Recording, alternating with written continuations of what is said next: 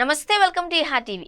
ప్రకృతి వైపరీత్యాలు, ముఖ్యంగా భూకంపాలు, వరదలు ప్రపంచవ్యాప్తంగా అనేక దేశాలను అతలాకుతలం చేస్తున్నాయి.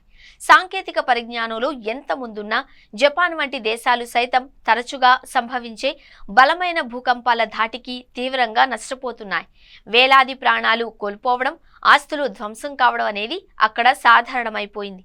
ఈ వినాశకరమైన ప్రభావాల నుండి ప్రజలను, వారి ఆస్తులను రక్షించడానికి శాస్త్రవేత్తలు, ఇంజనీర్లు నిరంతరం సరికొత్త పరిష్కారాలను అన్వేషిస్తున్నారు. ఈ క్రమంలోనే భూకంపాల నుండి అద్భుతమైన రక్షణ కల్పించే ఒక వినూత్న సాంకేతికతతో తేలియాడే ఇళ్లు రూపుదిద్దుకుంటున్నాయి. Japan Pacific ring of fire ప్రాంతంలో ఉంది. ఇది తరచుగా తీవ్రమైన భూకంప కార్యకలాపాలకు ప్రసిద్ధి చెందింది.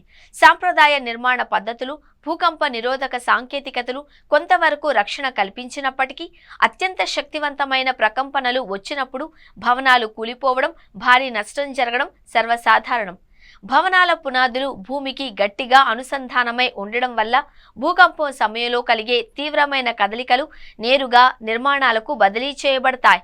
ఇది నిర్మాణ వైఫల్యానికి దారితీస్తుంది. ఈ సవాలును అధిగమించడానికి భూమి కదిలినా ఇల్లు కదలకుండా లేదా కదలికల ప్రభావాన్ని తగ్గించే మార్గాలను కనుగొనడం అవసరం. ఈ సమస్యకు వినూత్న పరిష్కారంగా శాస్త్రవేత్తలు తేలియాడే ఇళ్ల భావనను అభివృద్ధి చేస్తున్నారు. భూకంపం వచ్చినప్పుడు ఇల్లు భూమి నుండి పైకి లేచి ప్రకంపనల నుండి వేరు చేయబడుతుంది.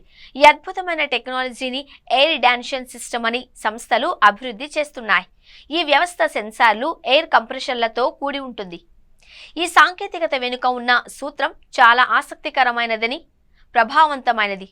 ఇంటి పునాది కింద లేదా చుట్టూ అమర్చిన అత్యంత సున్నితమైన సెన్సార్లు భూమిలో స్వల్పంగా జరిగే ప్రకంపనలను కూడా తక్షణమే గుర్తిస్తాయి.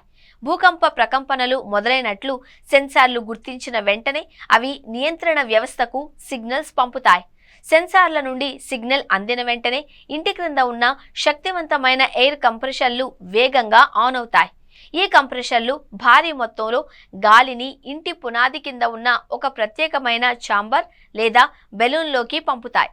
అత్యంత వేగంగా నింపబడిన ఈ గాలి కారణంగా ఇల్లు దాని పునాది నుండి వేరు చేయబడి గాలి కుషన్పై కొన్ని సెంటీమీటర్ల వరకు పైకి లేస్తుంది.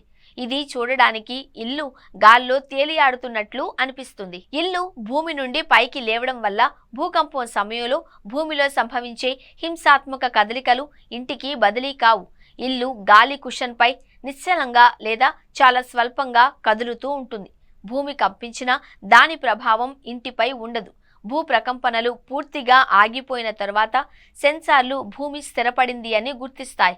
అప్పుడు ఎయిర్ కంప్రెషర్లు ఆగిపోతాయి. ఇంటి క్రింద ఉన్న గాలి నెమ్మదిగా బయటకు విడుదలవుతుంది. గాలి తగ్గుతూ ఉండడంతో ఇల్లు నెమ్మదిగా సురక్షితంగా తిరిగి దాని పునాదిపై లేదా నిర్దేశిత స్థానంలోకి వచ్చి నిలుస్తుంది. ఈ మొత్తం ప్రక్రియ సెకన్ల వ్యవధిలోనే జరిగిపోతుంది. భూకంపం ప్రారంభమైన వెంటనే ఇల్లు పైకి లేచి ప్రకంపనలు ఆగిన తరువాత తిరిగి కిందకొస్తుంది. భూకంపాల సమయంలో భవనాలు కూలిపోవడం వల్లనే ఎక్కువ ప్రాణ నష్టం జరుగుతుంది.